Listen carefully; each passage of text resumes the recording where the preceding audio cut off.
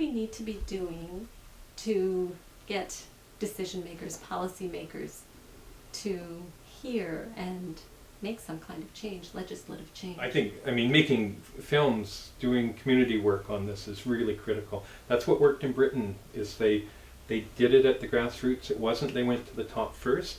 It started to develop in communities because people were seeing a need, and so people came together and started to deal with it. And then they brought in advocacy groups. So Barb's organization would be a prime example. So I think that's exactly, we're doing what we should be doing right now. As we spread the word that this is going on, and we just start pushing in different places in our society and talking to different people, I think we'll see things happening. Well, I think maybe in a nutshell you'd say, let's start the conversation and make it bigger than it is, because we don't talk about it enough. Just, I mean, the work that you're doing in Cowichan, that's very groundbreaking. There are no other programs and services just for children and youth who care. There are a few things in Canada. Things like you were saying, Grant, disease specific is different than a general approach to support someone in a caregiving role. But starting the conversation, absolutely, at every different level.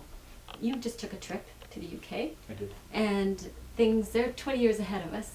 What's happening over there? Well, the one thing they've done, and I think this is really a critical step, is they see caregivers as going across disease categories and across reasons for the caregiving. So they acknowledge that being a young caregiver is similar if your mom has cancer, if your dad has a mental illness. There's common features there. So they develop services across that rather than develop services within these disease-specific categories.